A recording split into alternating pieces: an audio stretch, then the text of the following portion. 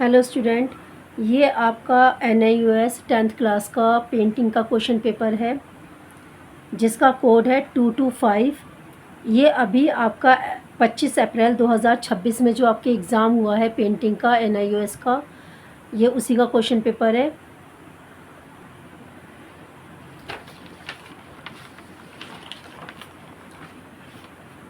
ये देखिए, आपका ये जो क्वेश्चन पेपर है बेटा, ये आपका टोटल 30 मार्क्स का है। बाकी 70 मार्क्स में आपका TMA और प्रैक्टिकल हो जाता है पेंटिंग का। तो इसमें सबसे पहले खंड आ दे रखा है जिसके अंदर आपके जो है कुछ MCQs हैं। ठीक है, पहला MCQ देखते हैं कि बैल का शीर्ष मूर्ति की अति विशेषता क्या है। तो बैल का शीर्ष जो कि आपका पेंटिंग का चैप्टर में से ही आया, फर्स्ट चैप्टर में, कि बैल का जो शीर्ष है मूर्ति की अति विशेषता क्या है। तो आपको यहाँ पर 4 ऑप्शन दे रखे हैं कि जो बैल का शीर्ष है उसकी 3 टांगें हैं, बैल पर की गई पॉलिश, या सिर पर खड़ा हुआ सिंह, या 2 हिस्सों में बनी हुई मूर्ति। तो इसका करेक्ट आंसर है बैल पर की गई पॉलिश। सी ऑप्शन इसका करेक्ट है। सेकंड क्वेश्चन है आपका, सही युग्म को छाटिए। सही युग्म को छाटिए, इसमें आपका ऑप्शन बी करेक्ट हो जाएगा, Leonardo da Vinci and last सपर। ये इसका करेक्ट आंसर है। थर्ड क्वेश्चन है आपका कि उस चित्रकार का नाम बताइए जो फिल्मकार व लेखक भी था। तो ऐसा चित्रकार जो फिल्मकार के साथ साथ एक लेखक भी था, इसका ऑप्शन ए करेक्ट है, सल्वाडोर डाली। क्वेश्चन 4, उस चित्रकार का नाम बताइए जिस पर जर्मन अभिव्यक्तिवादी चित्रकारों का प्रभाव रहा है। इसका ऑप्शन बी करेक्ट है, FN सोजा। क्वेश्चन 5 है इसका, लिंगराज मंदिर का निर्माण डैश वंश के शासकों द्वारा करवाया गया था। ऑप्शन सी इसका ठीक हो जाएगा, गंगा वंश शासक। क्वेश्चन 6 है आपका, डैश अपने समय के कला समीक्षक तथा कार्टूनिस्ट भी थे। तो ऑप्शन ए इसका करेक्ट है, गगनेंद्र नाथ टैगोर। खंड खा में आपका एक अनुच्छेद दिया गया है। अनुच्छेद को आपको अच्छे से पढ़ना है। फिर इसके जो आपके कुछ रिक्त स्थान है, 5 मार्क्स का ये अनुच्छेद है, वो आपको करना है। ठीक है, अनुच्छेद है आपका, कला शब्द की परिकल्पना किसी आधुनिक ज्ञान की खोज का परिणाम नहीं, ये आदिकाल से सृष्टि में विद्यमान है। हमारे वेदों और उपनिषदों में कला का स्पष्ट उल्लेख मिलता है, और उपनिषदों में तो यहाँ तक कहा गया है कि समस्त सृष्टि ही कलाप्रिय है। सृष्टि का निर्माता ईश्वर सबसे बड़ा कलाकार है। कला एक व्यापक अर्थ का प्रतिपादक है, ये ईश्वरीय देन है। कला में स्वयं की अनुभूति है, इसलिए उसका संबंध आत्मा से जुड़ जाता है। देखो, यहाँ पर कहा जा रहा है कि जो कला है ना, कला जो है वो आधुनिक ज्ञान की खोज का परिणाम नहीं है, बल्कि जो कला है ना आपकी पेंटिंग, वो आदिकाल से ही हमारी सृष्टि में विद्यमान है। यानी कि जब से दुनिया बनी है तो आदिकाल से ही कला जो है वो हमारी सृष्टि में मौजूद है, यानी विद्यमान है। और जो कला का वर्णन है वो वेद और उपनिषद, उन दोनों में ही कला का वर्णन किया गया है, यानी कला के बारे में बताया गया है। उपनिषद में तो यहाँ तक भी कहा गया है कि जो कला है ना, वो सृष्टि ही कला प्रिय है, और सृष्टि जिसने बनाई है ना, सृष्टि का जो निर्माता है ईश्वर, वही सबसे बड़ा कलाकार है, और कला जो है वो ईश्वर की देन है। यहाँ पर ये कहा जा रहा है, साथ ही साथ ये भी कहा जा रहा है कि जो कला है इसका संबंध ना आत्मा के साथ जोड़ा जाता है। इसके आगे है, चित्रकला का इतिहास उतना ही प्राचीन है जितना मानव जाति का इतिहास। अपना सांस्कृतिक विकास करने के लिए मनुष्य ने जिन अंशों से प्रारंभ किया उसमें चित्रकला भी एक थी। यहाँ पर ये कहा जा रहा है कि जो चित्रकला है उसका इतिहास उतना पुराना है जितना मानव जाति, यानी जब दुनिया में मनुष्य मानव जाति की शुरुआत हुई उस समय से ही जो कला है वो भी मानव जाति के साथ साथ ही विकसित हुई है। और मानव ने कला से ही अपने जीवन की जो है ना शुरुआत की है। उस समय जब मानव के पास कोई भाषा नहीं थी, कोई लिपि नहीं थी, कोई जाने पहचाने शब्द नहीं थे, तो वे अपनी भावनाओं को व्यक्त करने के लिए मानव ने क्या किया, कला का प्रयोग किया। वे कोयले तथा प्राकृतिक रंगों से ना पत्थर यानी कि पाषाण पर लकीरें खींचता था और अपनी भावनाओं को व्यक्त करता था।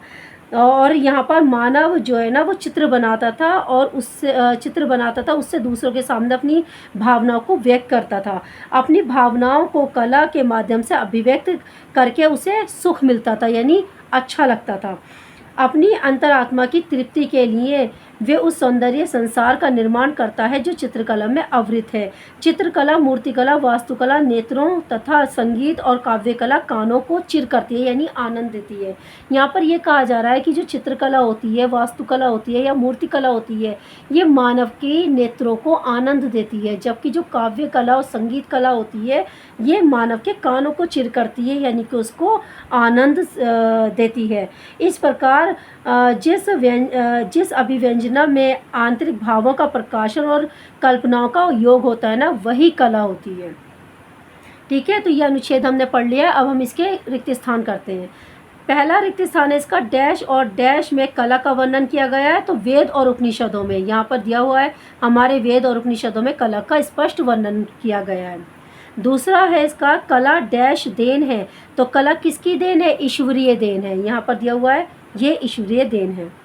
थर्ड है आपका कला डैश को अभिव्यक्ति डैश की अभिव्यक्ति है, तो कला किसकी अभिव्यक्ति है? भावनाओं की। अगला है मानव ने अपनी डैश को अभिव्यक्त करने के लिए कोयले एवं पत्थर का प्रयोग किया, तो मानव ने कोयले और पत्थर का प्रयोग क्या अभिव्यक्त करने के लिए किया था? भावना को अभिव्यक्त करने के लिए। लास्ट है आपका चित्रकला मूर्तिकला डैश को आनंद प्रदान करती है, नेत्रों को, आँखों को आनंद प्रदान करती है, जबकि काव्य कला और संगीत कला आपकी कानों को जो है वो आनंद देती है। ये हमने यहाँ पर लास्ट लाइन में देखा है। ठीक है, तो ये आपका क्वेश्चन 7 पे जो अनुच्छेद था ये कंप्लीट हो जाता है।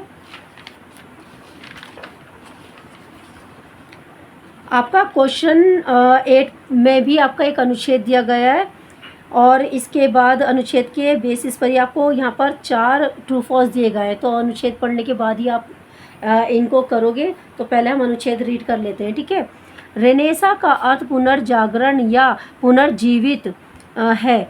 देखो रेनेसा जो होता है ना, रेनेसा का मतलब होता है मानव का दोबारा से जन्म होना, यानी पुनर्जागरण। जब मानव जो है दोबारा से जागता है और नई नई चीज़ों की ओर क्या कहते हैं जागरूक होता है, उसे बोलते हैं रेनेसा।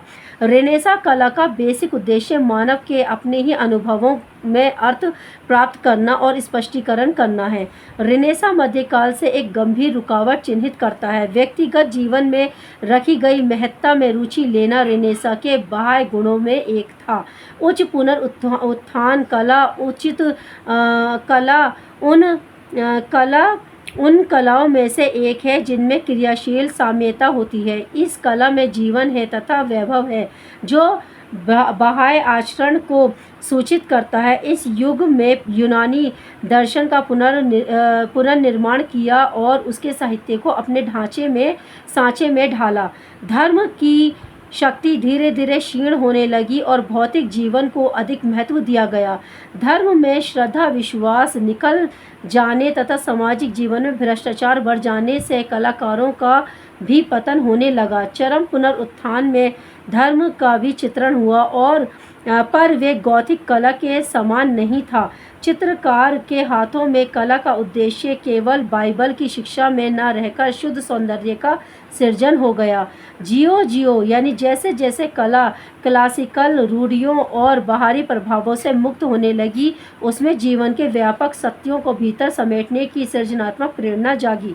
इस युग की कला में मानवीय शारीरिक संरचना पर सुधार के परिक्षेप्य में काफ़ी जोर दिया गया है। कला में स्तंभीय आकृति का प्रयोग किया गया है। कला की संरचना तथा नाटकीय प्रकाशन और छाया का मिश्रण इस युग की विशेषता है। ये जो आपका अनुच्छेद है ऊपर, ये आपका रेनेसा यानी पुनर्जागरण वाला जो आपका चैप्टर है पेंटिंग में, वहाँ से लिया गया है। ठीक है, और इस अनुच्छेद के बाद इसमें आपके 4 ट्रू फॉल्स हैं। जैसे पहले में आपका कहा गया है कि रेनेसा कला का मूल उद्देश्य मनुष्य के अपने अनुभव में अर्थ प्राप्त करना था। तो रेनेसा कला का मूल उद्देश्य मनुष्य के अपने अनुभव में अर्थ प्राप्त करना था, ये बिल्कुल सही है। दूसरा है आपका चरम पुनरुत्थान कला में अधर्म का चित्रण हुआ, तो ये गलत है। इसमें अधर्म का चित्रण नहीं हुआ है बल्कि धर्म का चित्रण हुआ है, हमने ऊपर यहाँ पर पढ़ा है पैसेज में। तो ये आपका रॉन्ग है, असत्य है। सी है आपका उच्च पुनरुत्थान कला में निरस्ता तथा वैभवहीनता है, ये भी गलत है। डी है आपका रेनेसा कला में प्रकाश एवं छाया का मिश्रण का प्रयोग किया गया है, ये भी आपका ये सही है, ये आपका ठीक है।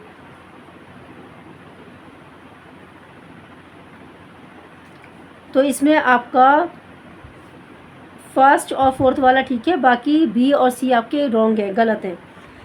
ये इसके बाद आपका क्वेश्चन नंबर 9 है। यहाँ पर आपके पेंटिंग की बुक से कुछ क्वेश्चन आए हैं 2 मार्क्स के, और लास्ट में 13 क्वेश्चन है आपका 3 मार्क्स का, और 14 आपका 4 मार्क्स का क्वेश्चन है। तो ये टोटल आपको 15 मार्क्स के क्वेश्चन आंसर आए हैं, और 15 मार्क्स में आपके 2 अनुच्छेद और 5 MCQs हैं। टोटल आपका 30 मार्क्स का क्वेश्चन पेपर यहाँ पर जो है कंप्लीट हो जाता है। इन क्वेश्चन को आप अच्छे से देख लीजिएगा। अगर इनके आंसर्स किसी बच्चे को ना मिले या उसे कोई दिक्कत हो, उन्हें आंसर चाहिए हो, तो मुझे आप कमेंट कर सकते हैं। मैं अपनी नेक्स्ट वीडियो में इन सभी क्वेश्चन के आंसर जो है लेकर आ जाऊंगी, ठीक है। और अगर आप मेरे चैनल पर नए हैं तो प्लीज़ मेरे चैनल को सब्सक्राइब कीजिएगा, अपने दोस्तों के साथ इस वीडियो को ज़्यादा से ज़्यादा शेयर कीजिएगा, ताकि जिन बच्चों को भी इसकी नीड है वो भी इसका बेनिफिट ले सकें। आई होप कि आपको ये वीडियो समझ में आई हो, और अगर आप मेरे चैनल पर नए हैं तो इसको सब्सक्राइब करना ना भूलें, वीडियो को लाइक करें, शेयर करें।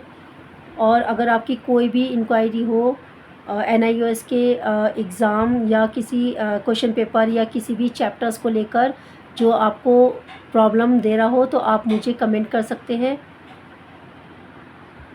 मैं अपनी नेक्स्ट वीडियो में आपके लिए उसी चैप्टर या क्वेश्चन पेपर की वीडियो जो है लेकर आऊँगी।